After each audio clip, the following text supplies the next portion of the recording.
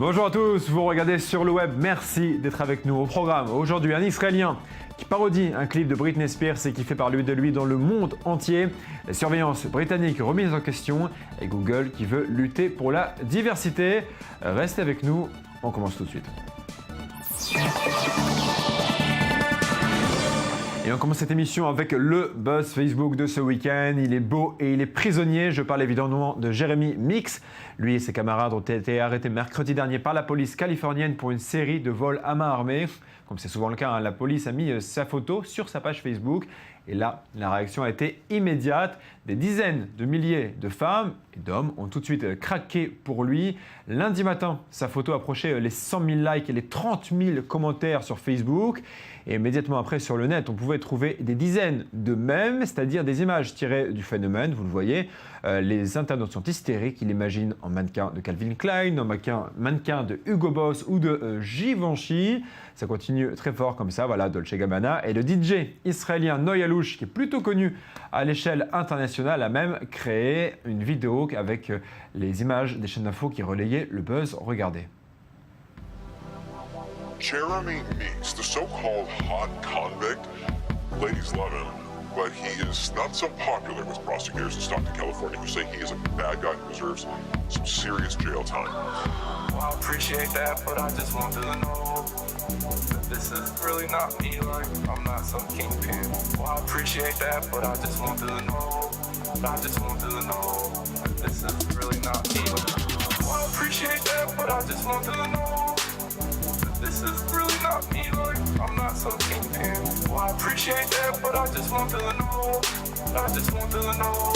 This is really not. Well, I appreciate that, but I just want to know. This is really not me. Well, I appreciate that, but I just want to know. This is really not me, like, I'm not some kingpin. Bon, c'est amusant, mais je précise tout de même que le monsieur qu'on a vu à l'écran a un lourd casier judiciaire. En 2002, il avait notamment été condamné pour vol et dommages corporels sur un enfant de 16 ans. Des charges sérieuses donc, mais qui n'ont pas l'air de repousser ses fans. On part au Royaume-Uni où, d'après l'ONG Amnesty International et plusieurs groupes d'organisations de défense des droits, le responsable des opérations britanniques de lutte contre le terrorisme a été forcé de faire des révélations sur une politique gouvernementale secrète justifiant la surveillance de chaque utilisateur de Facebook, Twitter, YouTube et Google au Royaume-Uni. Charles Farr, c'est son nom, il est directeur général de l'Office for Security and Counter-Terrorism. Il a été obligé de publier un document révélant que l'agence britannique du renseignement électronique s'estime habilitée à intercepter sans distinction les recherches effectuées en ligne ou les communications entre résidents britanniques sur Internet. Alors, je ne vais pas entrer dans les détails juridiques de l'affaire, mais selon Amnesty International, le public britannique doit exiger la fin de cette violation massive de son droit à la vie privée. Allez, on passe à notre dossier du jour. On parle régulièrement des vidéos virales dans cette émission, mais ce n'est pas tous les jours qu'un Israélien parvient à réaliser une vidéo virale. C'est ce qu'a fait le jeune Gal Volinez. Il a repris une chanson de la superstar Britney Spears, ou plutôt son clip Work Bitch, pas besoin de traduire. Il a retiré le visage de la chanteuse et s'est inséré dans le clip. Le résultat est assez surprenant en fait, mais en tout cas ça marche, plus de 2 millions de vues en quelques jours et des dizaines d'articles sur des sites à travers le monde comme BuzzFeed, Vulture, Le Time Magazine et même le journal français Libération. Regardez un extrait, attention, encore une fois c'est un peu surprenant.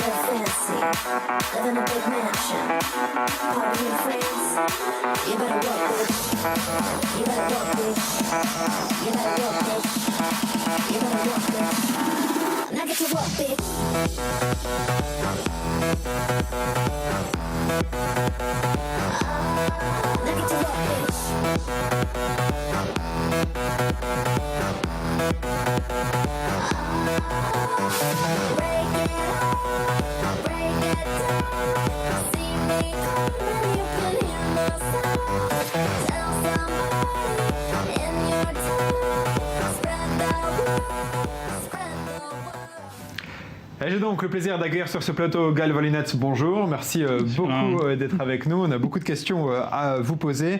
Est-ce que vous attendiez un tel succès ou est-ce que vous étiez totalement surpris ? Je peux répondre en deux temps. J'espérais que cela soit un succès parce que le clip est conçu comme une vidéo virale. Je ne pensais pas arriver en une semaine à 1,5 million de vues. Et je dois dire que je n'étais pas prêt psychologiquement et mentalement à ce succès. Mais oui, le but était que la vidéo soit virale. Alors, vous êtes connu en Israël pour plusieurs autres vidéos assez provocatrices et j'ai l'impression que cette vidéo n'était pas qu'une plaisanterie. Qu'est-ce que vous essayez de dire avec cette vidéo ? Étant donné que la vidéo est postée sur YouTube, beaucoup la considèrent comme une blague. Mais si on prend le contexte global de mes travaux qui sont liés au corps, à la politique et au lien avec le public, alors la vidéo prend une toute autre dimension. Il y a selon moi beaucoup de violence dans cette vidéo. Tout d'abord parce que j'ai éjecté le personnage principal du clip et que je m'y suis mis à la place. Et puis aussi parce que je ne suis pas une fille sexy, mais plutôt un homme gros. Je tiens dans la main des objets qu'elle-même tient dans le clip, mais lorsque c'est moi qui les tiens, cela devient beaucoup plus violent. En tout cas à mes yeux. Et puis si vous pensez au texte, qui est ultra capitaliste, et que vous mêlez le texte et mon personnage, ainsi que mon imagination, et que le résultat est présenté comme une plaisanterie au public, je pense que cela représente un décalage. Je sais que l'on me présente sur YouTube et sur plusieurs sites internet comme un fan de Britney Spears. Ça ne me dérange pas, je l'accepte. Je n'ai rien contre ça, ça fait partie du jeu. À partir du moment où c'est en ligne, tu ne contrôles plus. Alors vous avez essayé de dire quelque chose de politique, c'était ça le message ? C'était une condamnation du capitalisme, une condamnation de l'utilisation des corps ? Ce n'est pas quelque chose de contre. Vous savez, ce n'est pas tout blanc ou tout noir. Le but est plutôt de tenter de créer une brèche, même petite, dans la réalité populaire, pour tenter de parvenir à penser autrement. Le but n'est pas de sortir dans la rue et de dire que je suis contre quelque chose. Car je suis qui pour faire cela ? Je fais partie de ce monde, j'en suis client et j'en profite. Mon travail en tant qu'artiste est sans arrêt de créer des brèches. Je prends des choses qui sont considérées comme acquises et j'essaye de leur donner une autre tournure, même si elle est minime.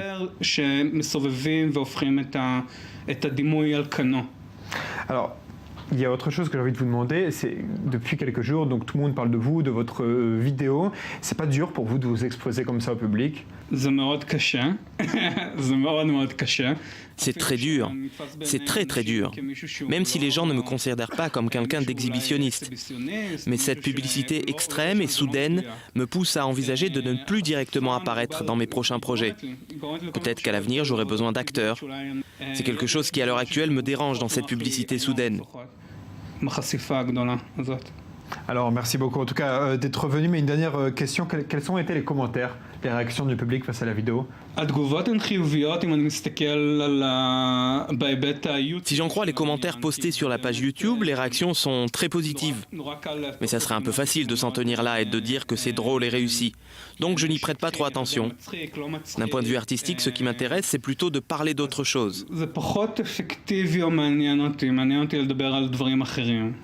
Merci beaucoup Gal d'avoir été avec nous, merci infiniment d'avoir pris le temps de passer sur notre plateau. Voilà, je précise que pour des raisons d'emploi du temps de l'artiste, l'interview avec Gal Volinets avait été enregistrée il y a de cela 48 heures. On part au Japon où le générique officiel qui accompagne la Coupe du Monde fait polémique sur le web. Les internautes le qualifient de chauviniste et le critiquent ouvertement.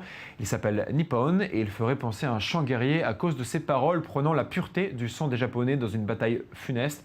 Regardez un extrait, on en reparle tout de suite après.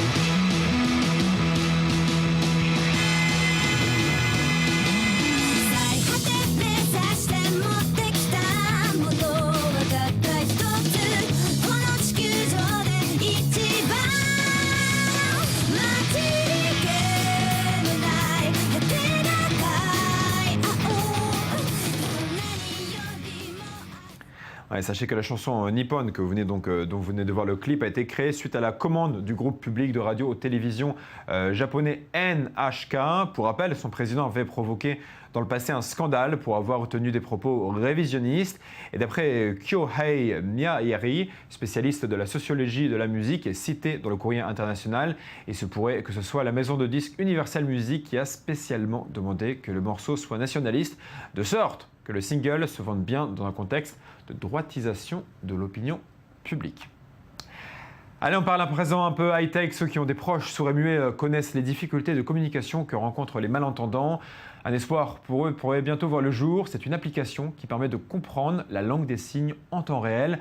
Elle a été pensée par l'école de communication de Stockholm. Les élèves ont travaillé avec Google Developers, c'est des outils proposés par Google, pour créer une application qui peut traduire la langue des signes en langue parlée. Fallait y penser, hein. Ces élèves ont même remporté un prix lors des Cannes Lyon 2014. C'est un festival qui récompense la créativité.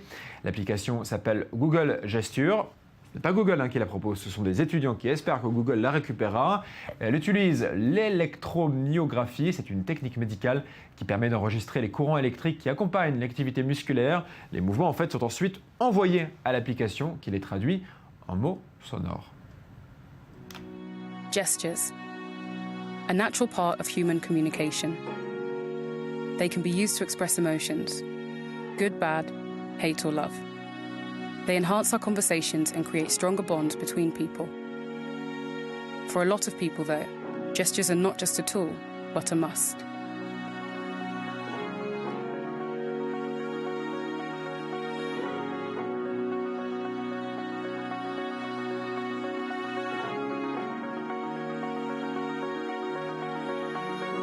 Google's philosophy is that information needs to cross all borders, regardless of language, already proving this with services like Google Translate.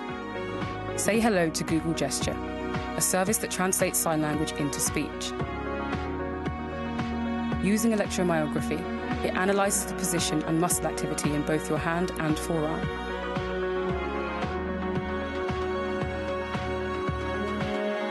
This means that Google Gesture can identify exactly which sign you are making. The information is then sent to the Google Gesture application, which translates your gestures into speech in real time.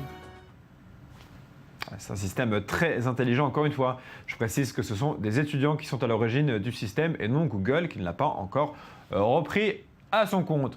On reste dans le domaine du high-tech pour cette fois réellement parler de Google. Le géant Internet veut s'attaquer au problème du manque de femmes dans la technologie. Au sein même de l'entreprise d'ailleurs, le manque de la diversité est réel. Google lance donc l'opération Made with Code, littéralement fait avec du code, avec pour objectif d'amener plus de femmes à apprendre la programmation.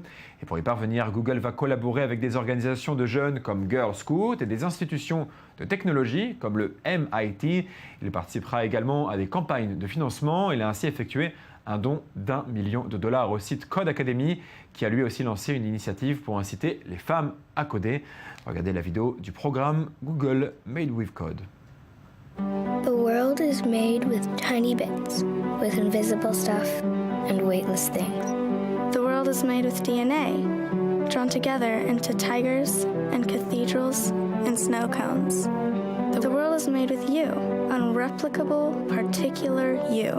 Who are made with tiny bits and words strung together, you whose effect can be enormous, life-changing, history-making, world-better-making. You are a girl who understands bits exist to be assembled. And when you learn to code, you can assemble anything that you see missing.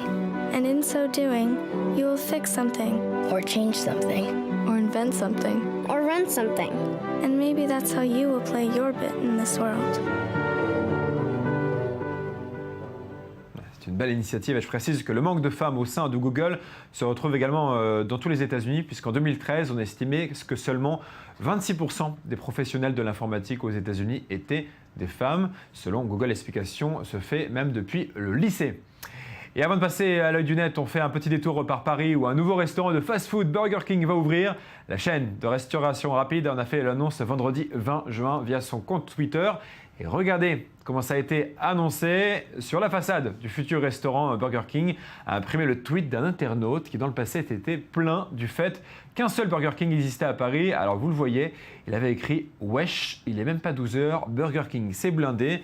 Vous en ouvrez des autres, le niveau de français est évidemment risible, mais Burger King a le sens de la com puisqu'ils ont choisi d'imprimer le message sur la façade et de lui répondre sur Twitter.